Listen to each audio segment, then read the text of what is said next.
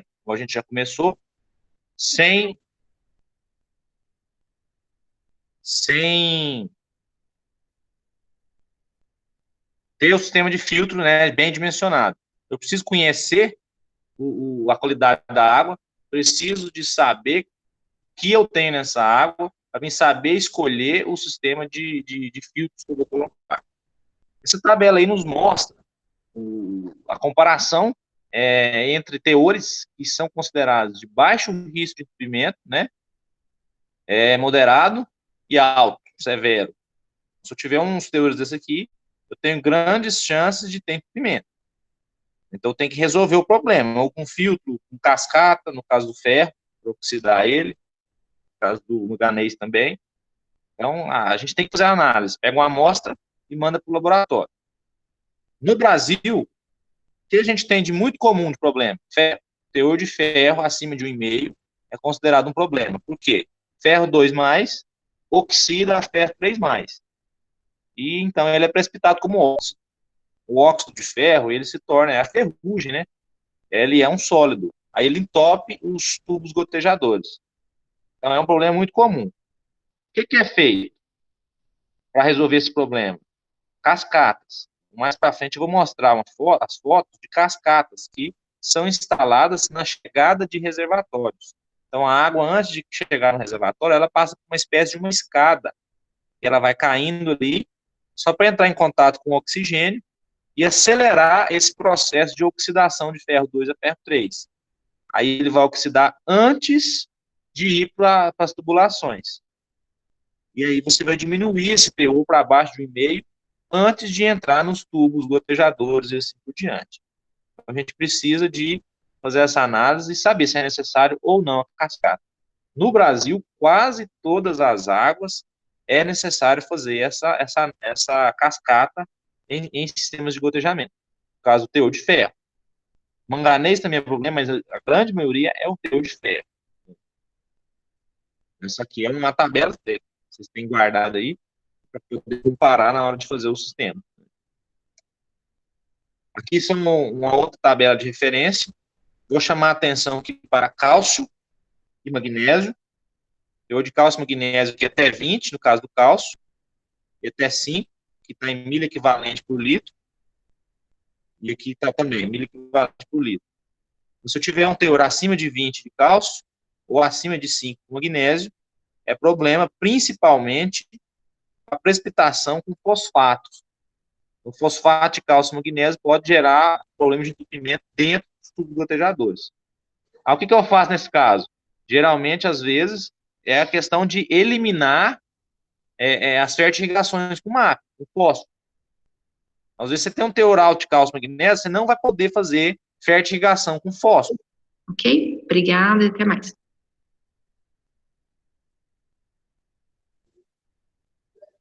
Então, eu não vou poder fazer fertirrigação com fósforo, porque vai precipitar fosfato de cálcio, fosfato de magnésio dentro da tubulação.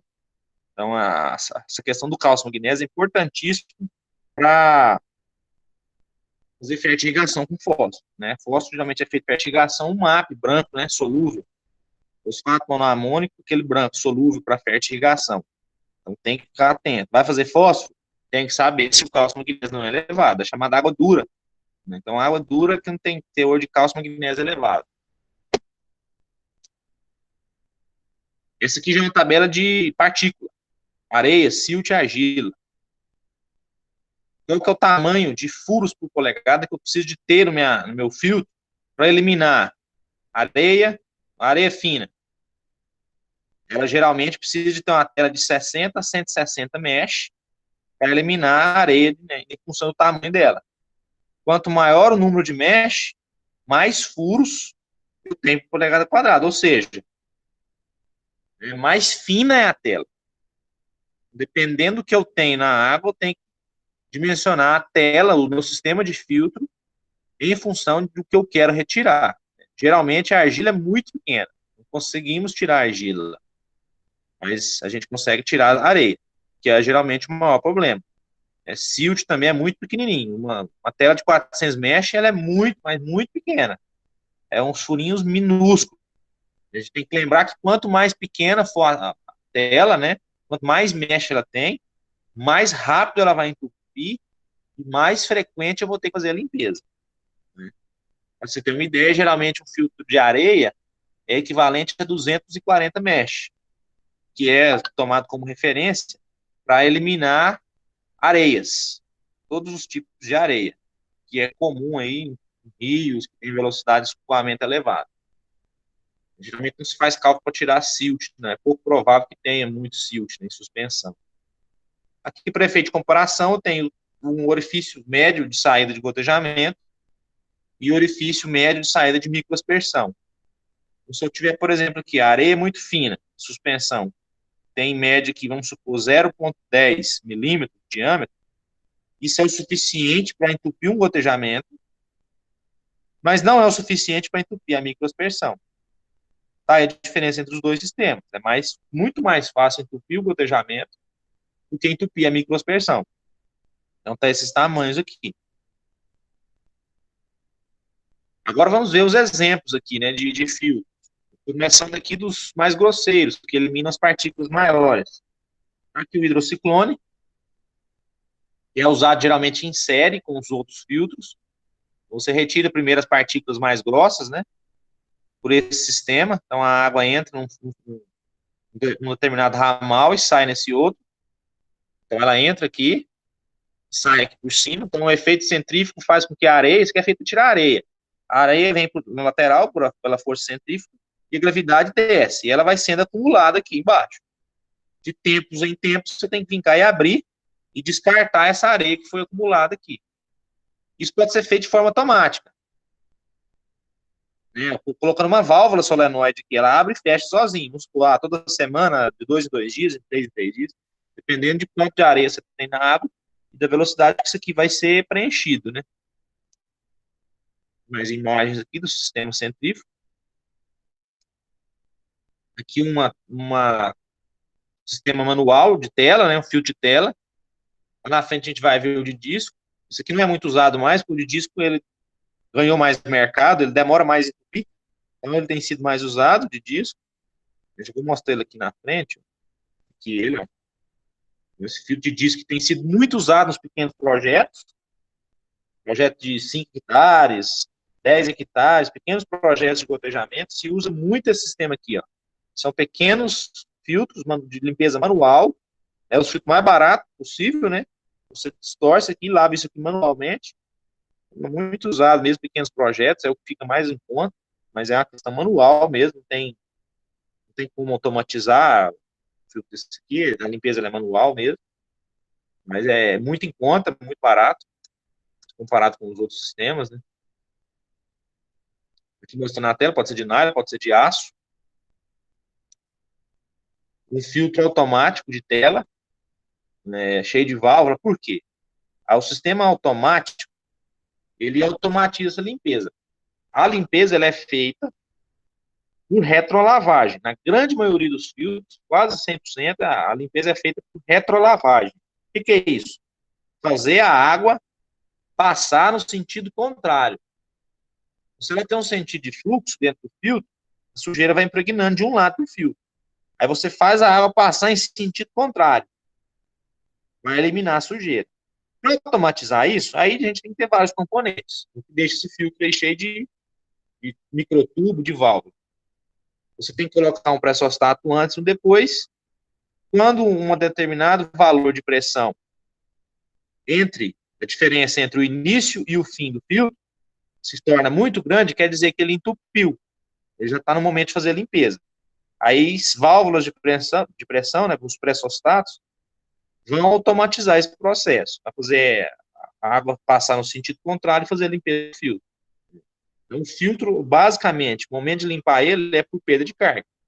Se ele tem lá 10 MCA de perda de carga, se ele entupir muito, ele vai passar de 10. Aí é a hora de fazer a limpeza. É um exemplo, né? Os fios 5, 10, 15 MCA.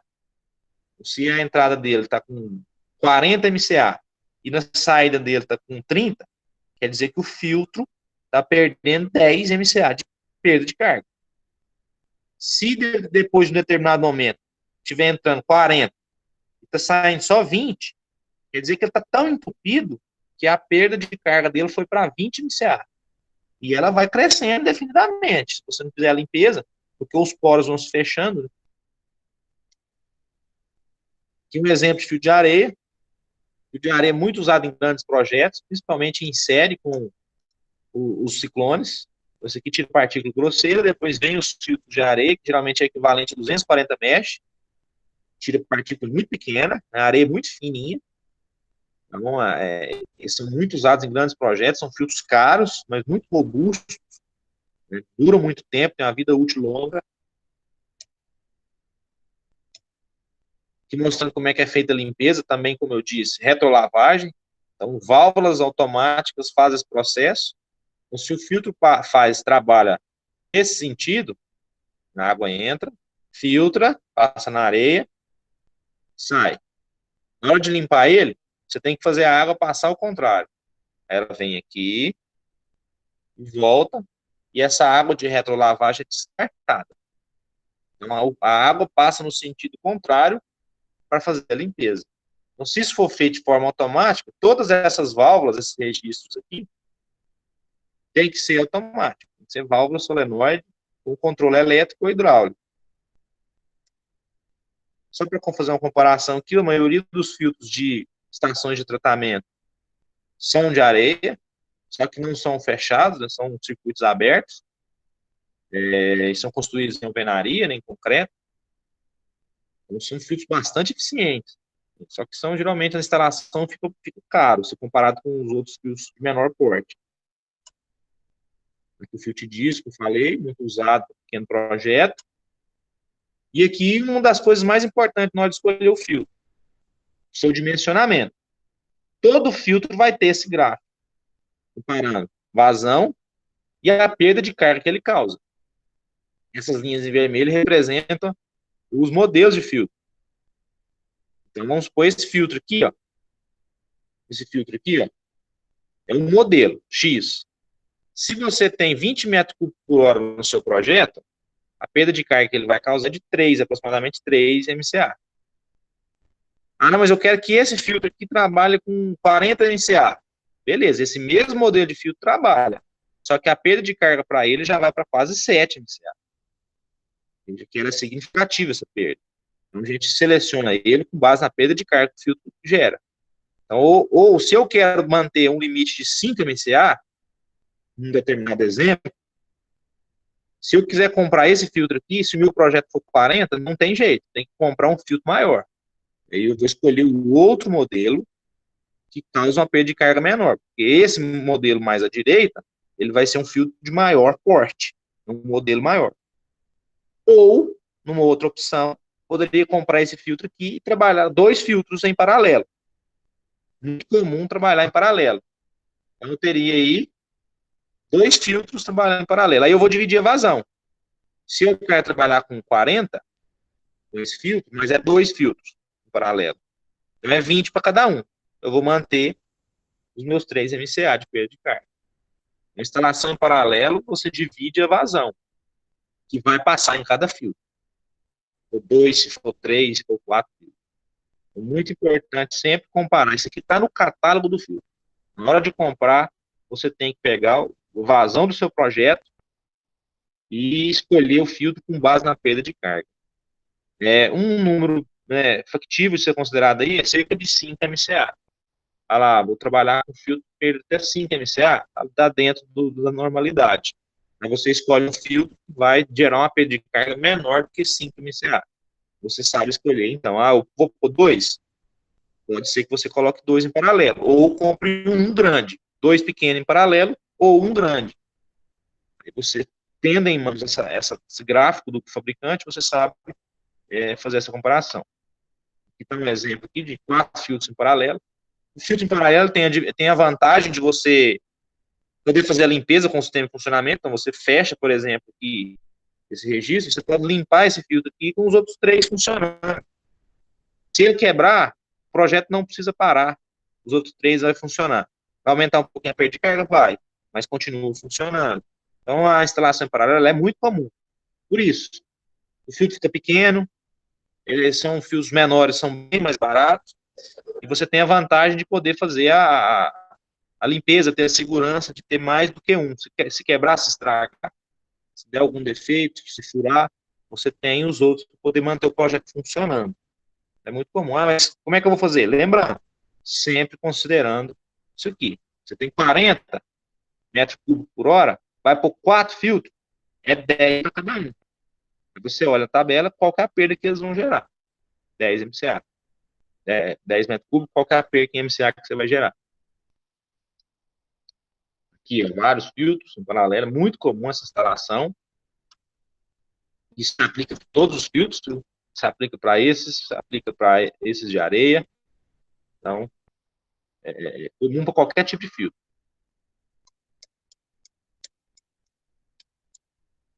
Aqui a questão do ferro que eu falei, então são cascatas, né? A gente usa cascatas para poder oxidar o ferro, 2 a ferro 3, antes de entrar na tubulação. Então, o ferro oxidado vai parar no fundo do reservatório. E vai evitar que aconteça isso aqui, ó. Oxidação dentro do tubo gotejador. Aí é fatal. Vai entupir os gotejadores. Então, se o teor de ferro é acima de 1,5, você tem que fazer algo aqui, ó. Tem vários modelos, vários formatos. O que é o objetivo disso? Aumentar o contato da água com o oxigênio do ar. Cascatas, pode ser feito de estrutura metálica, pode ser feito de alvenaria. Você tem que fazer a água entrar em contato com o oxigênio do ar. Aí ele vai oxidando, oxidando. Né? Pode-se colocar até aeradores aqui dentro. Geralmente é mais caro colocar aeradores. Ou sistemas de tratamento de esgoto, mas geralmente é mais caro, é mais fácil fazer um sistema desse aqui. Então você tem que fazer esse sistema. Como é que eu sei se é suficiente minha estrutura? Análise da água. Analisa a água que está chegando. Como é que está ficando essa água aqui? O teor de ferro está acima de 1,5 ainda, então eu tenho que aumentar a minha estrutura. É a análise de água que me conta.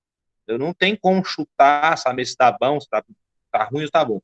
Eu preciso fazer uma análise da água no laboratório.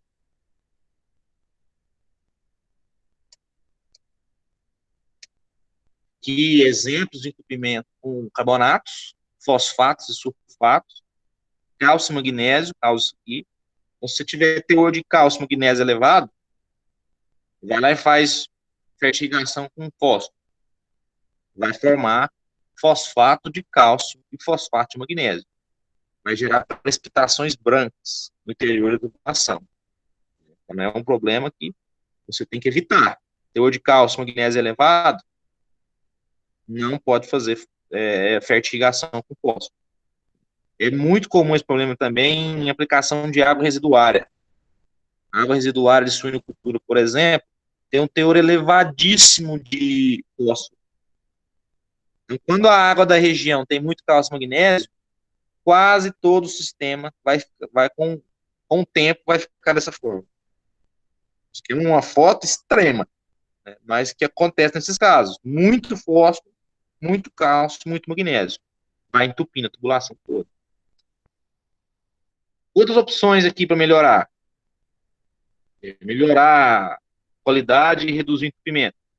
Captação em canal de chamada, não direto em rio.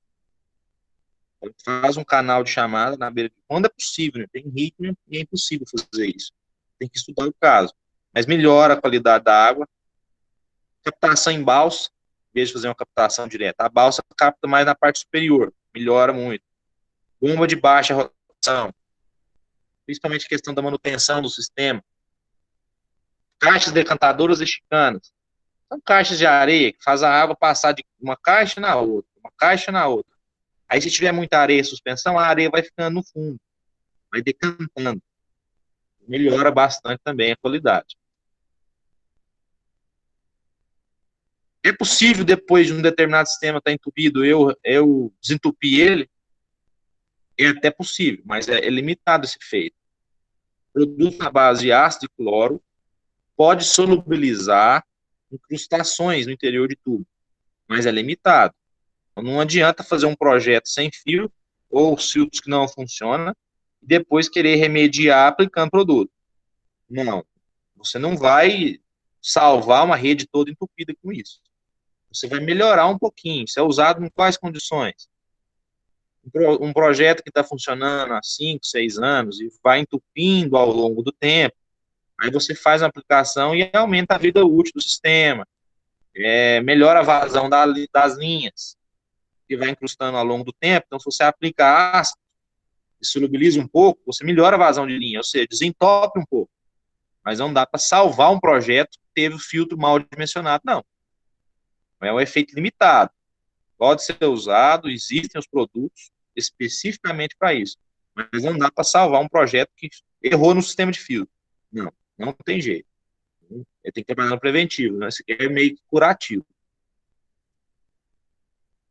Só algumas imagens dos sistemas, dos setores, da ligação de linhas, né? Para melhorar o entendimento do projeto de dispersão e esse de gotejamento que a gente vai começar agora. A gente está já desenvolvendo, né?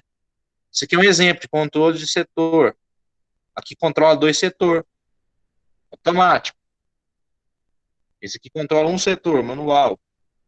Veja a diferença. 4 setores, manual. Aqui a conexão dos tubos gotejadores nas linhas de derivação. Então tem a linha lateral, fura a linha de derivação, PVC de 50 milímetros ou mais, por isso que não pode ser menos de 50 milímetros.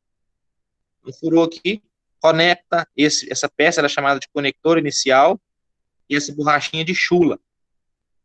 Ele é conectado dessa forma, faz o furo, coloca a chula e coloca o conector inicial. Então, cada ponto, cada linha lateral, você vai fazer um furo nessa linha de derivação. E assim vai instalar o sistema, furando a linha de derivação. Por isso que ela não pode ser menos de 50 milímetros. Ela enfraquece muito, o furo vai enfraquecer muito, e tem uma grande chance de dar vazamento, se for uma linha fina. A linha de derivação, geralmente PVC, tem que ser 50 milímetros ou mais. E as linhas laterais vão ser conectadas desta forma. Tudo em ordem, né, gente? Tudo em ordem é um sistema mais eficiente. Mas essa questão da qualidade da água tem que ser respeitado. O sistema de filtros é um dos maiores gargalos do projeto. É o que vai falar, vai determinar se o projeto vai ser um sucesso ou se vai ser um fracasso. E se ele entupir, vai ser um fracasso. E se ele não entupir, a grande chance de dar certo. Ele é eficiente, consome pouca energia, consome menor quantidade de água, dá um retorno grande em termos de produtividade. Mas a questão da qualidade e do entupimento é o que causa a grande maioria dos problemas no sistema de gotejamento. Ok, gente? Agora a gente tem tempo aí. Se tiver dúvidas, nós estamos à disposição.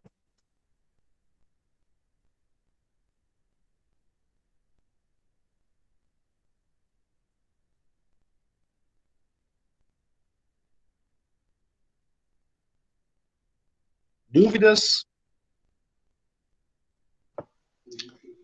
Não, acho que não, professor. Alguém tem uma dúvida aí? Manda no chat aí se tiver.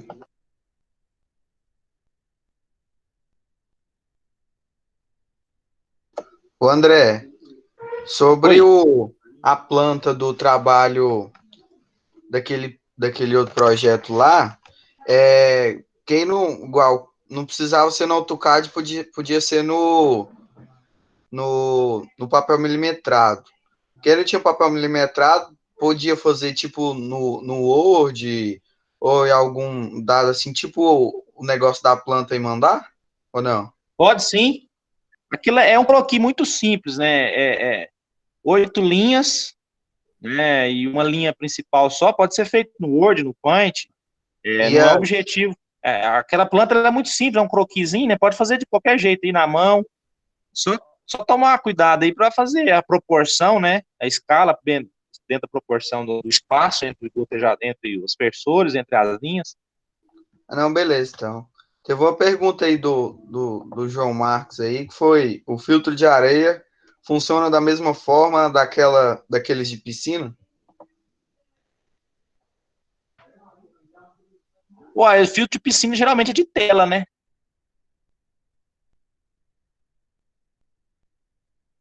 Como é que a areia funciona? A areia funciona por arraste. Então, deixa eu chegar nele aqui, ó. Ô, professor. Oi. É porque eu trabalho com piscina, algumas piscinas trabalham com esse filtro de areia que faz a retrolavagem, igual o senhor disse. É a inversão do fluxo da água para fazer a limpeza, né? Eu penso que deve ser parecido com esse sistema aí. E, com certeza, se ele for de areia mesmo, né, vai ser muito parecido com esse aí. Ele é automático que você trabalha? Isso, automático. Tem as Aham. funções de drenar, retrolavar, de recircular, tudo mais, mas eu penso que deve ser nessa mesma base aí. Assim, proporção menor, mas a mesma base desse filtro que usa para irrigação mesmo. Aham. O fio de areia é um dos melhores filtros. Eu já vi de tela, mas não sabia, assim, mas pode ser usado, é independente, né? Ele é muito eficiente, tira 240 mesh média, então ele é baseado não apenas no espaço que a água passa. Você pensa, mas a água vai passar no espaço ali tem um orifício? Não. A água, ao passar pela areia, a areia vai gerando atrito, então as partículas vão ficando aderidas ali no fio. Por isso que ele Isso retém não, muito mais do que uma tela. isso não, realmente ele consegue absorver bastante, assim, ele elimina bastante sujeira da água mesmo. As menores partículas, só porque, assim, pelo menos os que eu trabalho, como eles são bem pequenos, são, seu tamanho deles são proporcional a um botijão de gás de cozinha, por exemplo. Eles, eles saturam assim de sujeira muito rápido, você tem que retrolavar ele com muita facilidade, dependendo da quantidade de sujeira na água. Uhum.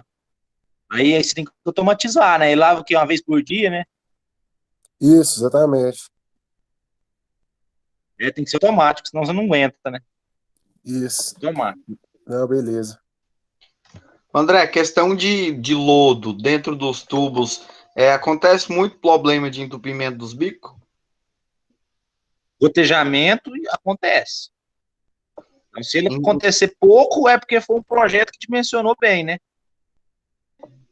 em outro sistema, como aspersão e até mesmo pivô. Todos eles entopem. Pivô, por exemplo, você passar o pivô que capta num rio, tem muita areia, por exemplo, pode rodar toda semana, vai ter um bocal entupido. Mas a questão é que é fácil, né? Pivô, você vai lá, tira o bocal, tira o aspersor, lava e coloca de novo. Então, beleza. Você vê de longe, qualquer pessoa vê de longe, você vê que está entupido, é fácil de resolver, né? Agora, por exemplo, um problema desse da foto aí, ó.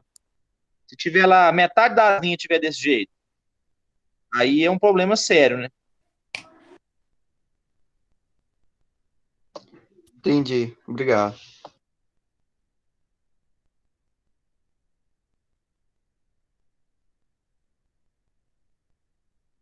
O Júlio aí perguntou da aula, essa já é a segunda aula, né?